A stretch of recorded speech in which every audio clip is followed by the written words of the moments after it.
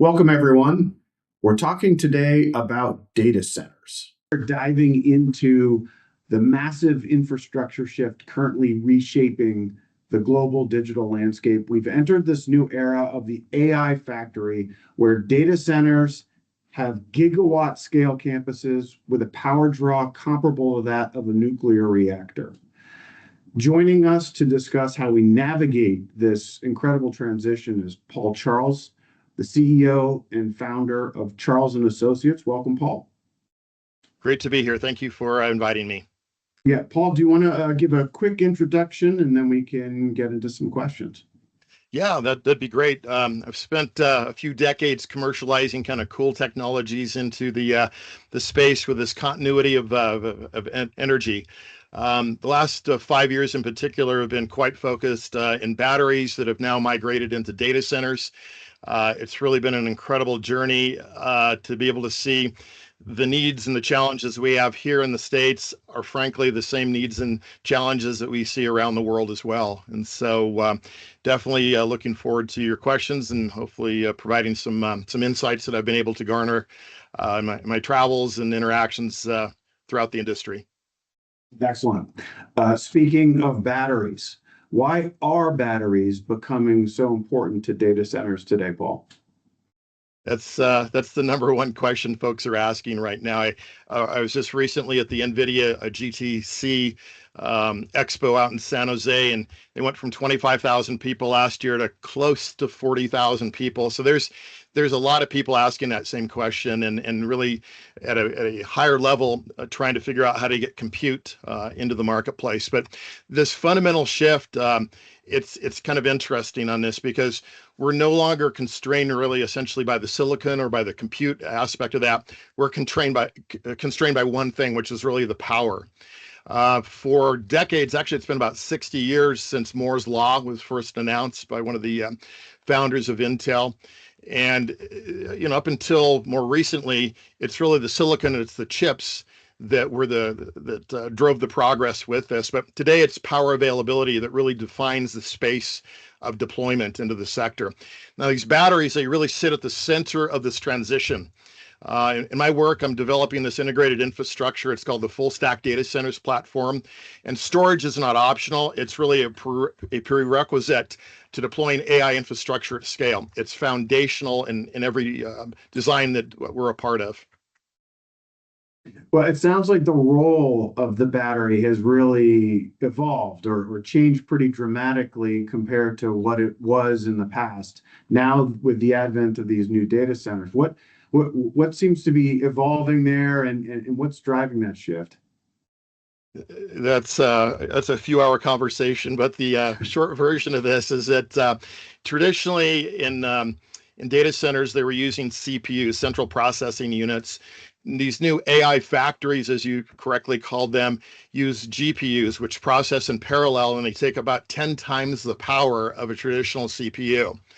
Under the older design, you had a UPS, an uninterruptible power supply that was typically a lead acid battery, and it was there to provide 8 to 10 minutes or so of backup power, just enough time for these diesel gensets to be able to kick in and provide power. And it was really viewed as insurance, right? But that whole model has really changed dramatically. Batteries are now an active part of the entire energy system. And they support load balancing, they stabilize this high density compute environment, and they really enable a phased development ahead of grid availability. So the role shifted from protection to production enablement, essentially. And is this driver just simply because of an evolution of the technology itself? Yeah, really the biggest driver right now is that mismatch between the AI demand and then the grid timelines. These large-scale projects, they have interconnection times that vary from 3 to 7 years, or in some situations actually even longer. But at the same time, you've got this AI infrastructure that's scaling incredibly fast. I mean, it used to be tens of megawatts, now it's going to hundreds of megawatts, and now it's going to gigawatts of compute that's actually necessary.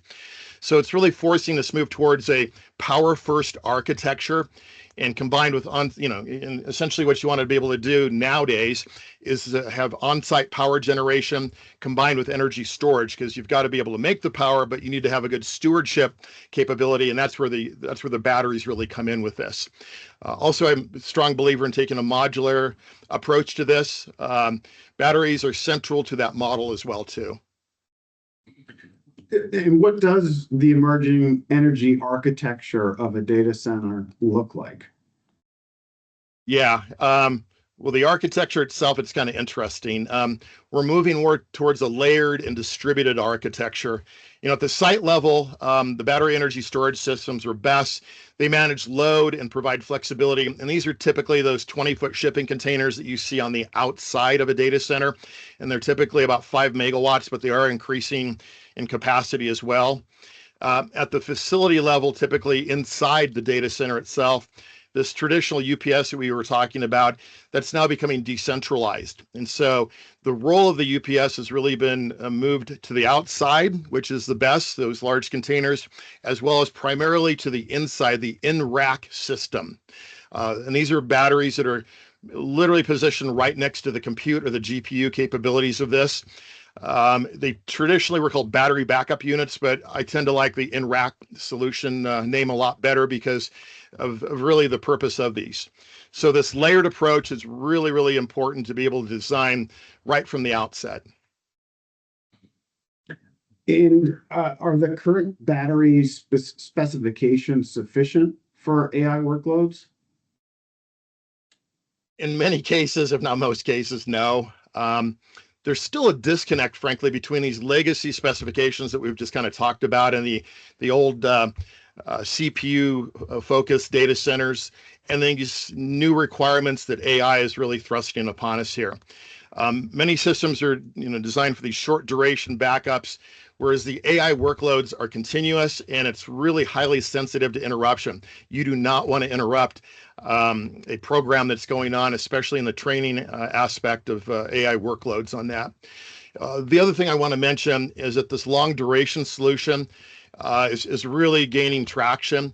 Traditionally, it's been a couple hours or so. Now it's going to 4 hours.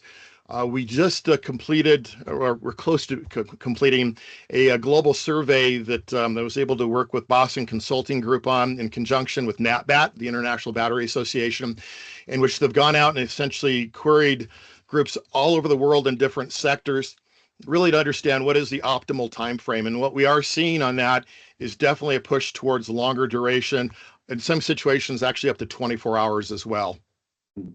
You mentioned you describe a fairly complex energy architecture here for a data center, and it sounds like there's many different components of it, many different parts in it.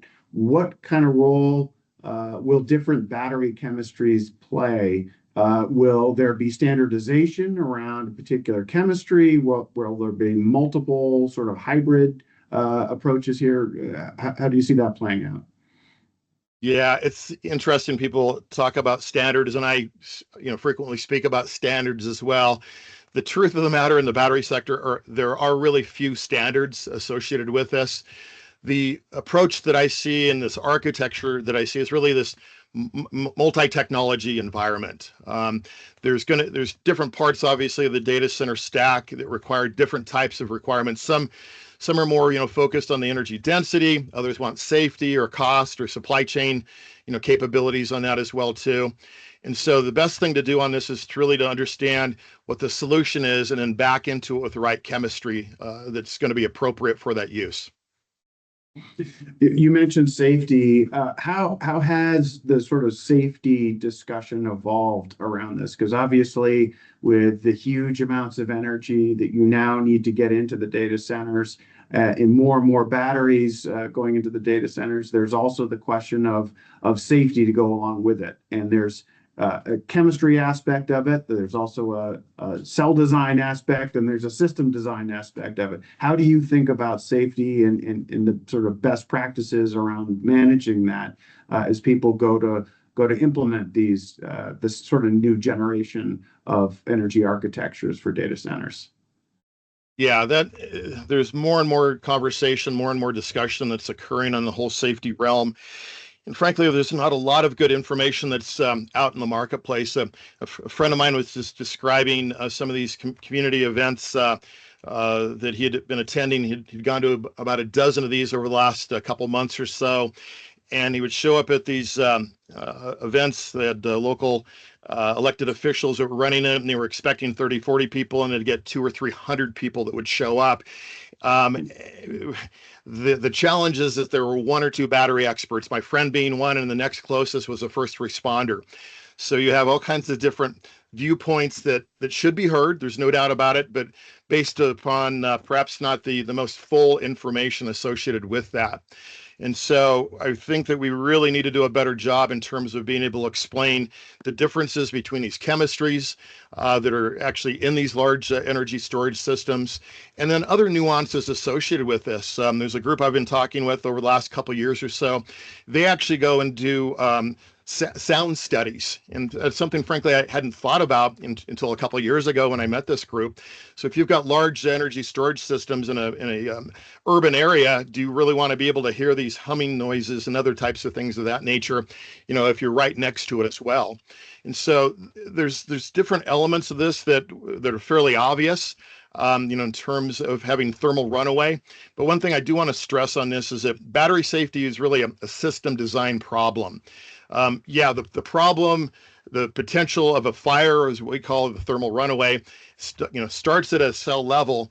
But what happens after that is really based upon the design of the system with that.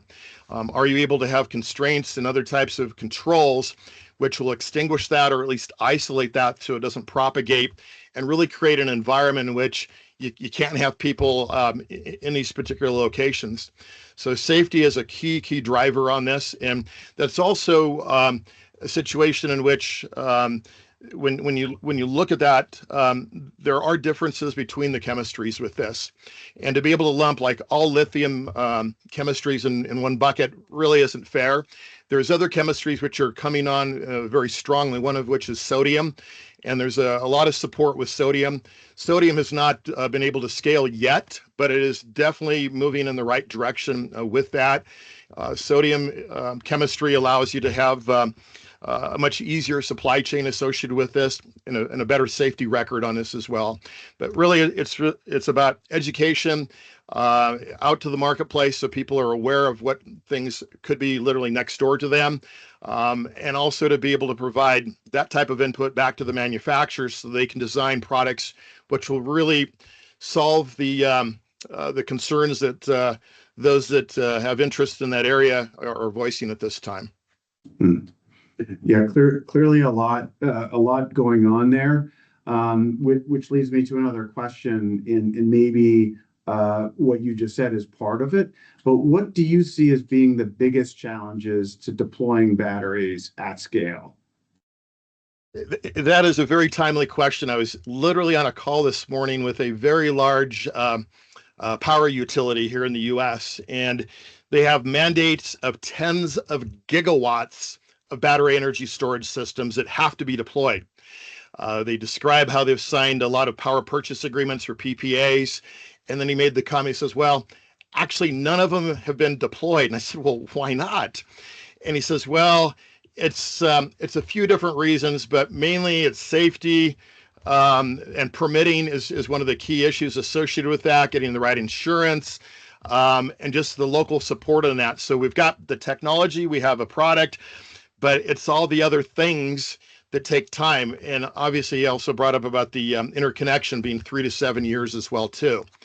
So one of the things that I'm a large promoter of and certainly encourage is behind the meter power generation. So essentially, you would create your own microgrid. And what we're seeing is about 25 to 33% of all of these new data centers moving forward don't want to wait an average of 5 years to connect to the grid. So they're creating their own energy. And once again, as I've said before, it's really important once you create that energy to have good stewardship of that. And that's where the battery element comes into this. So it's there's multiple things that affect this, but I think that's a fairly good summary. Yeah, for sure. What do you think that the industry is still getting wrong about batteries and data centers?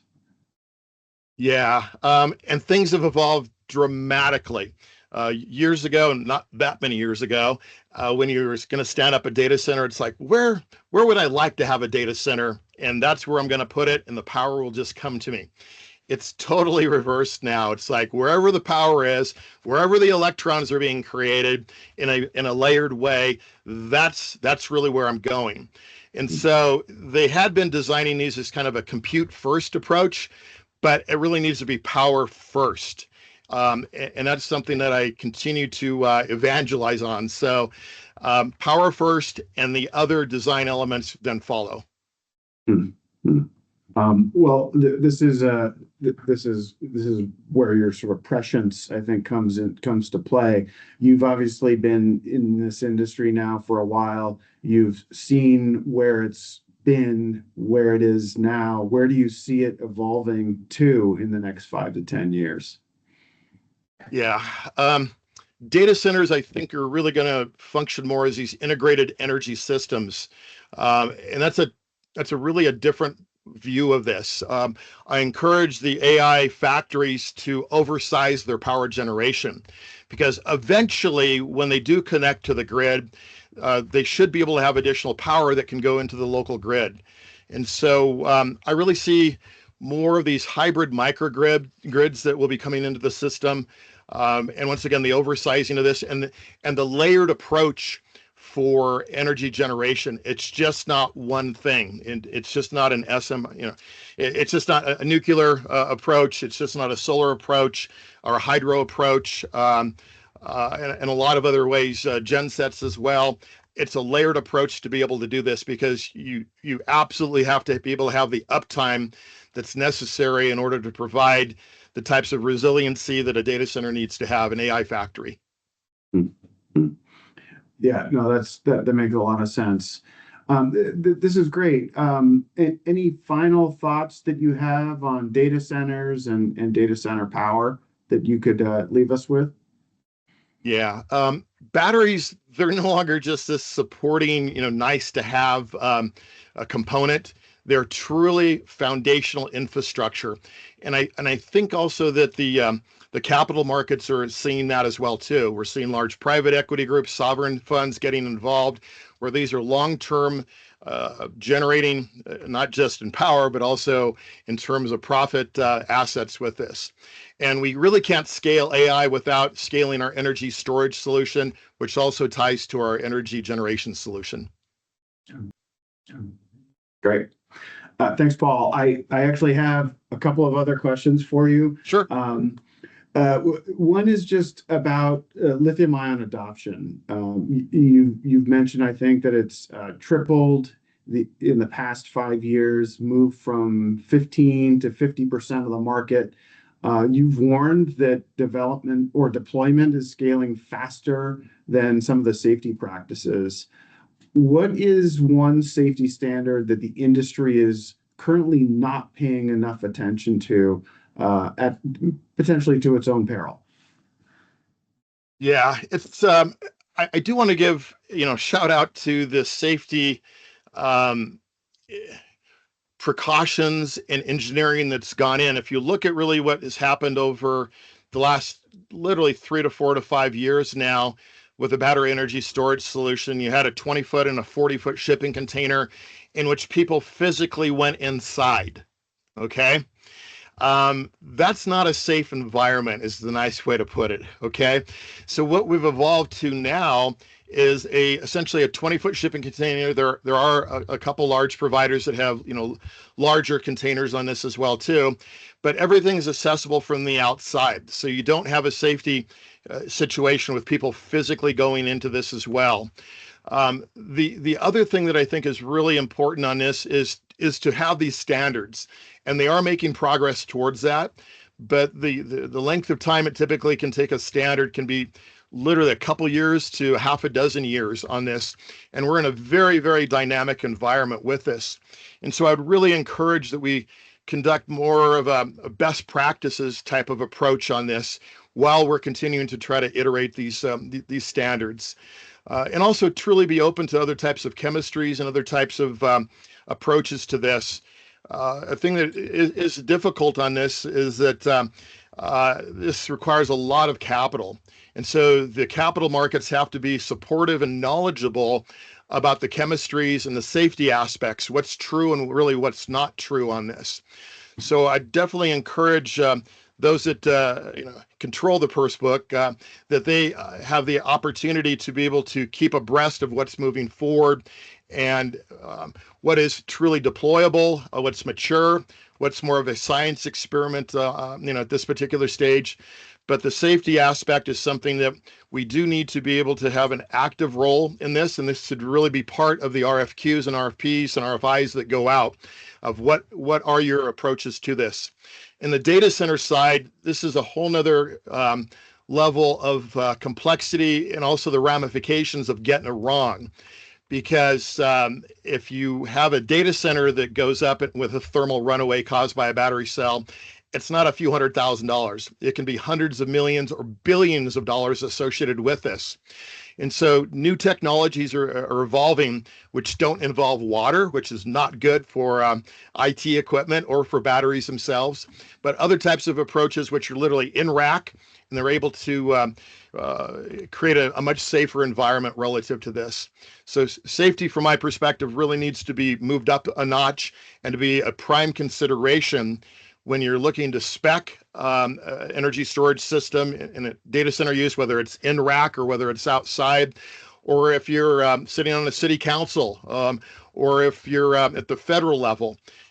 Safety should be very, very important on this, but also to keep that broader perspective of things will continue to iterate in a more productive way and in a safer way as well.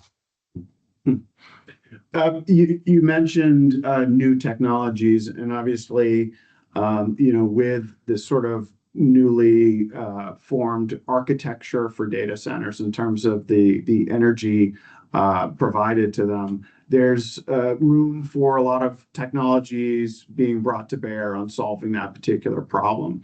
But at the same time, there's this evolving sort of technology environment where you've got new chemistries coming online, you've got there's LDES, there's other pieces to the puzzle that are getting added to it. When you're advising data centers on how to look at the integration of new technology, what are some of the things that you have them consider when trying to assess and evaluate the potential of doing something like that?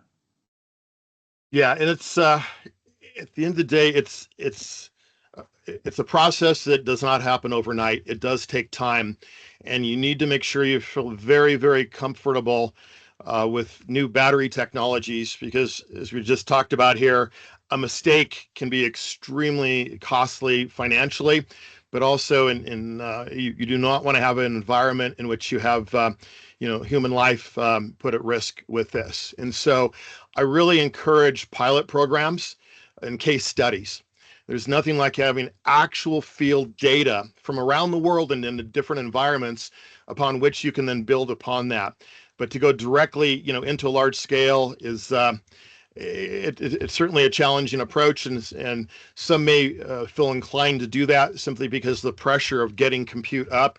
But I would encourage that we take it step by step with a global approach, and to be able to take information, lessons learned from other places in the world and other environments as well. Keep in mind what we are doing in the U.S. And those things that we learn obviously have applicability other places in the world, but the same is true from the other perspective. You also have potentially much harsher environments in other places in the world, so it can be good to actually see what happens if the environment is not the best or the optimal in order to deploy new chemistries and new batteries into the systems here. I do want to make sure that there's also different hybrids that are available and different layered approaches to this. The specifications of what the end user, whether it's a hyperscaler or whether it's a enterprise entity that just wants compute, those are evolving. Every day I speak with groups around the world on this, and there are some fairly significant differences between what people want or what they think they want to have. And so to be open to different types of approaches, I think is very healthy. Also to encourage uh, the independent as well as the government backs both in a private as well as a public sector environment to test, to evaluate different technologies and really see how it's going to work in the field. I wonder, there's a lot to be fearful of when you look at this massive increase in demand for electricity in the United States, in particular, driven by data center growth. What are some of the things that you are most hopeful for and most excited to see as you face this huge challenge that lies ahead for all of us? Yeah, the power demands are frankly they're difficult to even comprehend. Where 3 or 4% of all the power generated in our country now is being put towards data centers.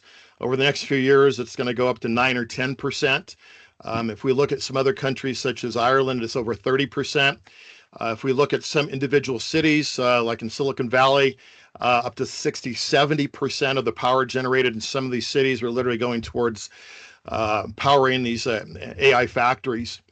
What gives me hope on this is the perspective that we don't have to wait on the grid.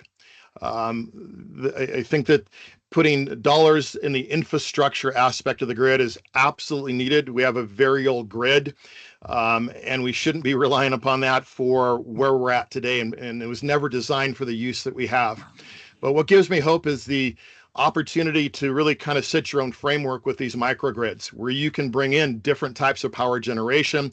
You also have the choice for the different types of energy storage associated with this as well. And we're not the only place in the world that's having this challenge. It's truly a global issue. And I also am encouraged by the sharing that is occurring in terms of different approaches to this. And I would really hope that that would continue in the private sector, but also in the public arena as well too. These are global problems that have direct consequences on sustainability as well too. That's something Europe talks a lot about. We don't talk about as much of that in the U.S. here anymore on that. But at the end of the day, this is something which is foundational to human civilization to have power. Just the next level of power is what's really, really difficult for people to understand. But I do believe that we'll be able to have better ways to optimize the power that we are creating, and that we also will be able to have a much broader perspective of ways in which that will occur. My view is, any way that you can generate an electron, you should actually take a look at it and see if it has value or not. That's great. Thank you, Paul. Really appreciate you taking the time to chat with us today. My pleasure. Thank you again.